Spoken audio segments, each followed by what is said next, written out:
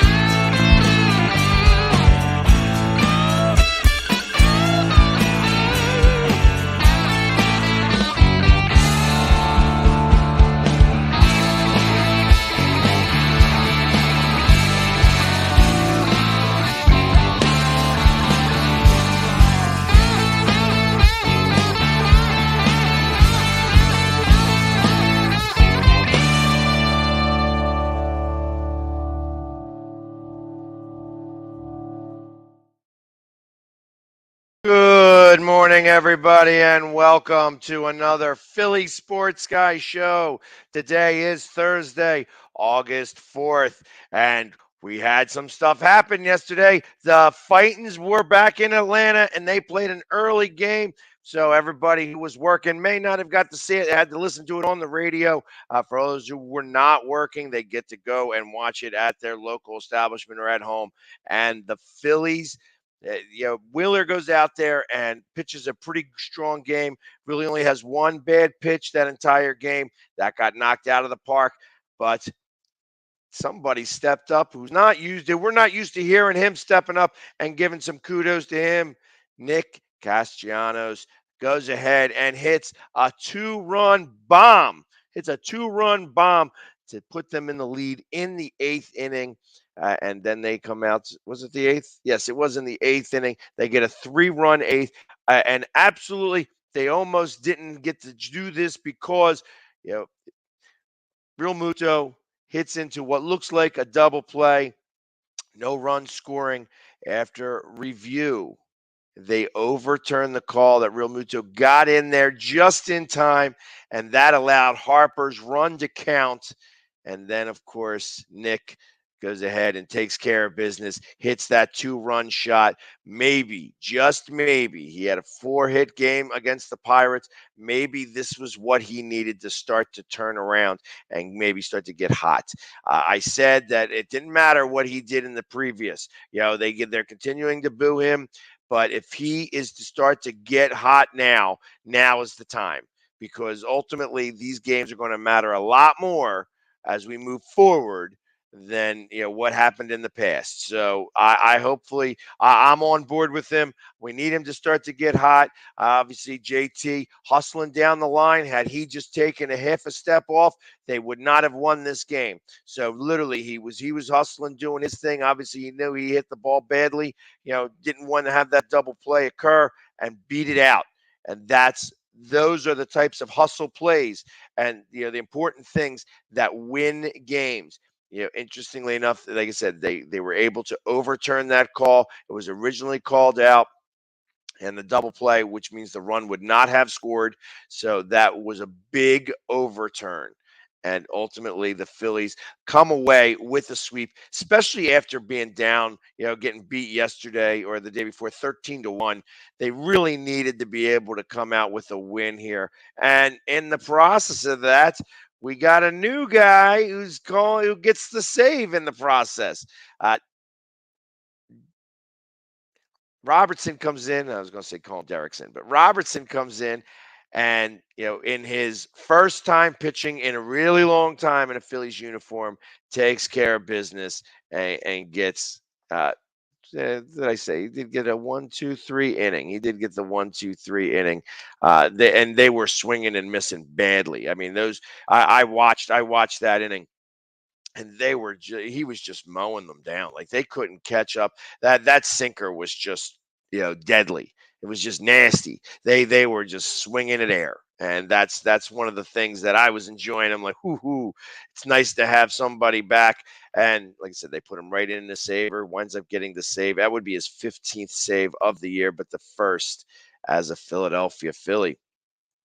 Some of the highlights from yesterday, obviously, Schwarber had 2 Ks, so he didn't hit anyone out. But Alec Boehm stays on. He winds up going 1 for 4. He also had a couple Ks. There was a lot of strikeouts. They had a lot of strikeouts in this series. It was only a 2-game series, but wind up with 26 strikeouts against these two pitchers, and they got to do a little bit better than that. Like I said, they came out with the win. Wheeler was pitching, so he pitched a great game. He wound up giving up 1 earned run, 7 Ks on the day, 5 hits in total, and no walks. He's down. He's at now a 10-5 with a 2.69 ERA. We were talking this morning when I was doing Started Up this morning at 6 o'clock, which you could find on the Northeast Streaming Sports Network. And I was asked whether I believe that he is a Cy Young candidate. And I'm saying at the moment that I don't believe that he is. However, if he continues to pitch strong coming out of here and finishing out the season very strong, and maybe lowers that ERA a little bit more, he may be in the talk. Alcantara, I believe, is really going to be that pitcher who winds up winning it, because he had another great outing yesterday. Complete game. He's got 3 complete games in the season. You don't even see pitchers go complete games anymore. So I don't know that Wheeler has got that, but he might be in the conversation, which is really important. But obviously, the big bat from Nick winds up being the difference maker. He gets of course, he went 1 for 3 with that home run, 420 foot shot. I mean, that was dead right straight center field. Guy just looked up and it was gone. So good on him. Like I said, hopefully that starts to change things. Derek Hall in the number 6 spot goes 1 for 3. Matt Vierling goes 1 for 4.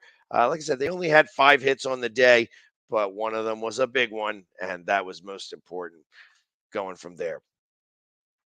Sir Anthony Dominguez comes in, and he gives up a hit. He only goes 2/3 of an inning.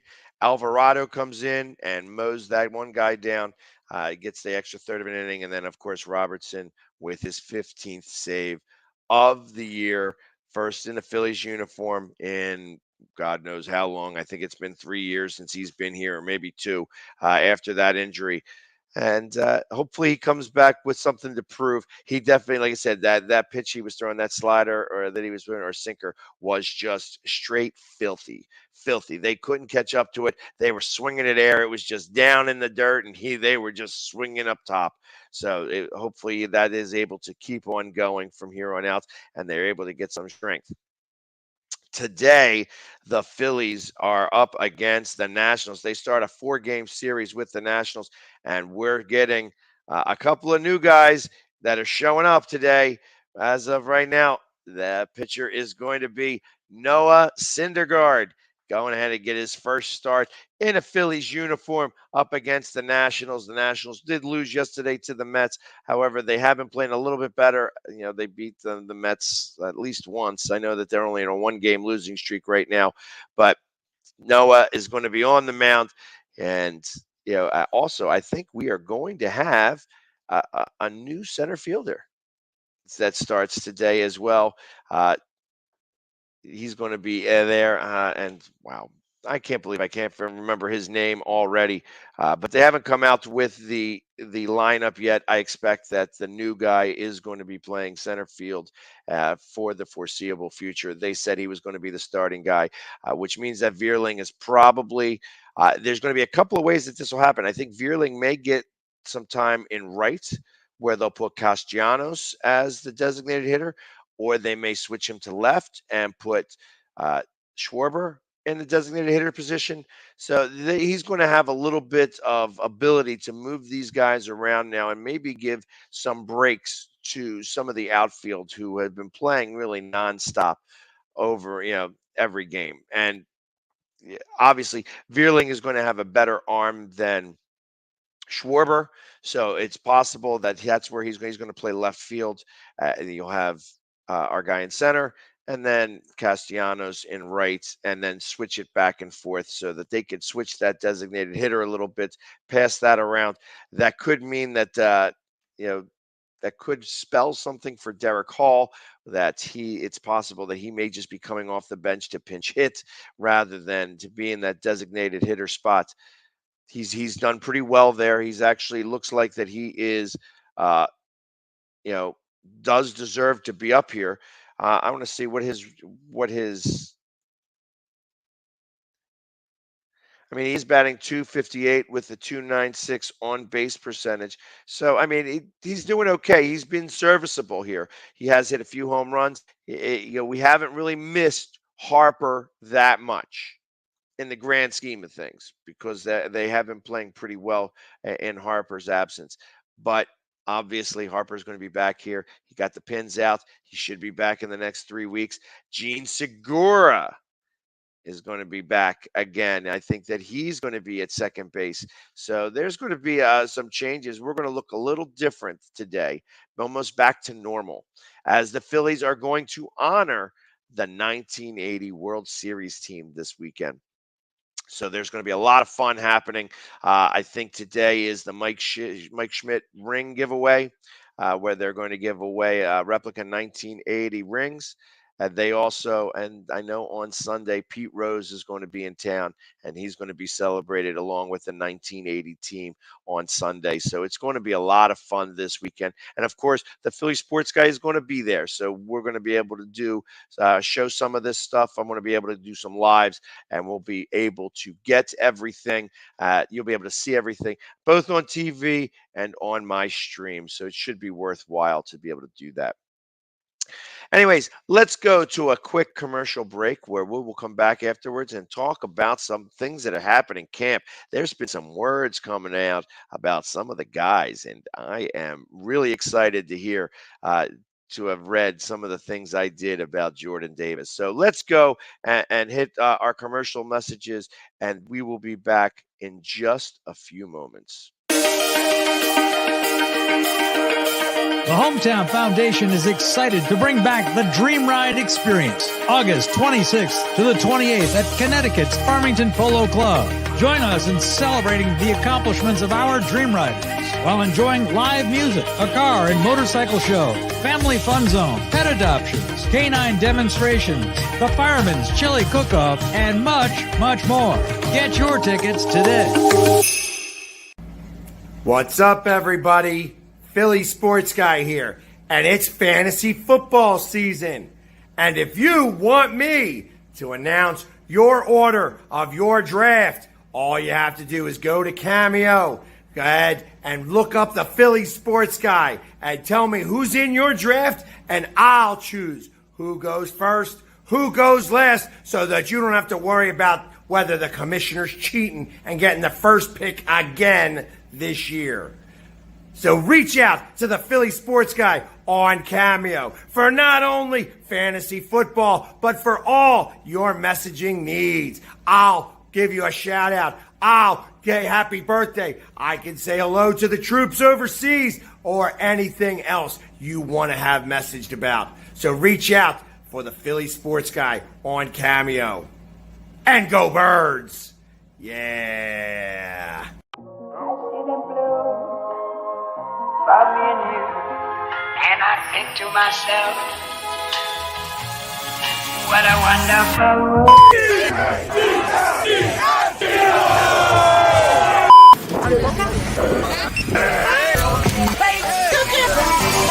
Wait, no, you gotta get me at the random. I'm not prepared.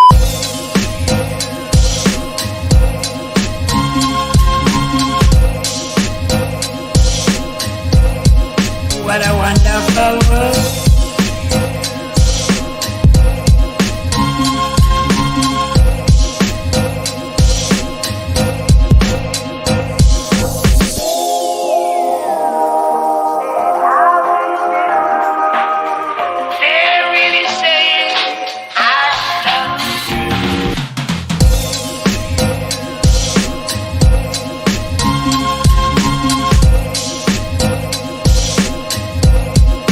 What a wonderful. What's up, everybody? It's the Philly Sports Guy here with Philly Sports Trips. And, we're going to Houston this year. And I got a couple Houston fans right here just to say, and I want to know, are you guys ready for the Bird Gang to go to Houston? So what are we going to do when we get to Houston? We're going to melt. We're going to melt the humidity. The Eagles will just be picking the carcasses off the Texans. Well, listen, we'll see you this NFL season. Go Birds! Yeah! I mean, you can see right now with LeBron, Lakers are struggling. Let me tell you about a team I hate, all right? I know the Dallas Cowboys fan is here, so I had to make sure he knew how much I hate this team. I'm ready. I've often said that the people who run baseball, they try very hard to ruin it. I'm from Brooklyn. I don't have a problem saying it to his face. Oh, I'm from Brooklyn. Hey, get any?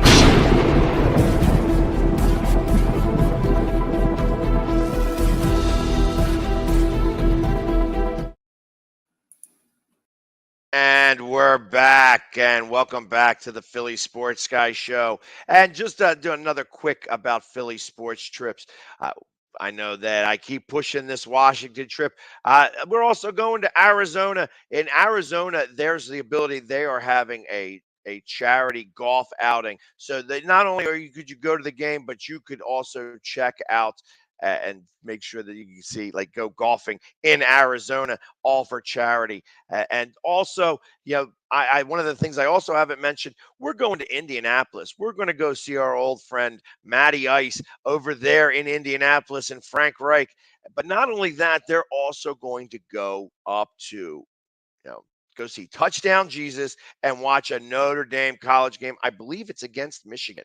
So you would not only get to go see the Eagles beat the Colts, but also get to see Notre Dame get spanked by Michigan. I'm not a fan of either team, but I really don't like Notre Dame more than I don't like Michigan. So I'm not going to be going to that game. I'm not a big fan of either one of those teams, but maybe going to, go see Touchdown Jesus is something that you would want to do, and you can only do that with Philly Sports Trips. So definitely check it out. That's the trip to Indianapolis. We're going to every game this year, including Dallas on Christmas Eve. So if you don't have any family and you want to get away for Christmas Eve, maybe go watch the Eagles beat up some Cowboys right for Christmas. Maybe have another one of those sayings, from Garcia. We'll bring Garcia back and says, "Merry Christmas, Philadelphia." Maybe something like that could occur. And we could actually, you could be able to go down there and see it firsthand.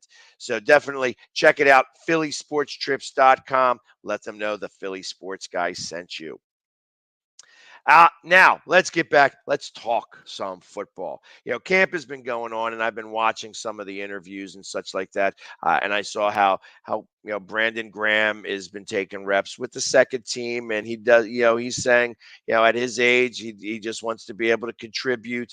That maybe taking that one step back and not playing as many plays, he would be able to help in a better way, like some of these other ones. Like Chris Long, he got less plays when he came here, but wound up being much more beneficial because he was fresher when he went out there. He was able to get to the quarterback a few times and actually make a big difference. And Brandon Graham's hoping to do that same type of thing. So he was able to do that. But really, the big story about everything, and he's obviously a big story because he's a big guy, is Jordan Davis. Jordan Davis was originally playing on the second team. He got promoted to the first team, and he is just shedding blocks. Obviously, he's as big as Mailata, so those guys have been having some work, and he's been going up against Sayamalu typically, and he's been shedding double teams. It really has been impressive to see that guy, somebody 6'6", 6'7", 340 pounds, move as agile and as quickly as he has. He is going to wind up being a starter from the very beginning here, and I think this is going to do a couple of things. One, it's going to create some mismatches on some of these offensive lines for some of these offensive lines that he's going to be able to get in there and really start to put some pressure on the quarterback and just push that line back because of how massive it is. Secondly, I think that they are going to be forced to have to double team him, which means that Fletcher Cox is not going to get double teamed, which means that I think that he's going to have a year where he bounced back, like a big bounce back year, where he really starts to disrupt and affect what's going on behind the line of scrimmage. That this line now, with about 7, 8 guys that are going to be rotating in and out, is going to be really, really strong. And that's going to give a couple of things. One, I know that that our defensive coordinator lately just does not like the blitz. We are not a blitzing team anymore. But getting the pressure with the tackles is going to be able to relieve some of that we're not going to need our linebackers to have to go in on these blitzes, which means that they're going to be able to cover. I don't know that Nakobe Dean is going to be able to be as influential as we expect him to be. Yeah, because he does, he does look a little small out there in comparison to these other guys. So his agility and speed is going to really play a part in a lot of what's going on. But ultimately, he's a little undersized for what's happening, and they're going to need some size. They're going to be able to have some coverage there. That is one of the things that he's able to do well. So maybe he will get some time out there. But right now that he's been on the second team and he hasn't had as great a camp as people have expected, that maybe it could come out that we're hoping that he may be the new captain of the defense. And it's not quite there yet. He's going to need a little bit more time. And maybe put on some weight. Need to get some more muscle on there on his body to be able to really compete in the NFL. Because right now he's a little undersized, and we don't want to see him get hurt in that regard. The other big battle that's happening right now is the spot for Reagor. Is Reagor going to make this team? Obviously, it's been a little bit talked about that. All right, he's fighting for a position. Quez Watkins has not had the best camp. And when we talk about who we believe are going to be the 4 receivers, obviously you have A.J. Brown, Devonta Smith, and Pascal, who's obviously a coach favorite. The coach likes Pascal, so we believe he's going to make the team. So that leaves Quez Watkins, who is listed right now as the number 3 or 4 guy, depending on where you put Pascal in the mix. And then who's going to be that 5th guy? And, I know that we have Devin Allen, who's listed as a wide receiver. He's really going to be more of a special teamer. And then you have, is it going to be Reagor? He's going up against Hightower. He's going up against a couple of other guys. And he has had a pretty good camp. He has come in with a little bit of a chip on his shoulder. It's like he wants to make this team. So it's been interesting to see him. Quez Watkins wound up with an illness, and Reagor filled in with him in the first with the first team and caught a couple of impressive balls. So it's going to be interesting to see how this all plays out. Is Reagor going to remain? I think now that some of the pressure is off of Reagor, I think that he's going to be a good football player. Is he going to be first round talent? Is he going to be Justin Jefferson? No, he's not going to be Justin Jefferson. Are we going to hold that mistake forever? I'm sure that most Philadelphians are always going to say, well, we could have had Justin Jefferson instead of Reagor, but obviously they made that mistake. So there is going to be some of that talk.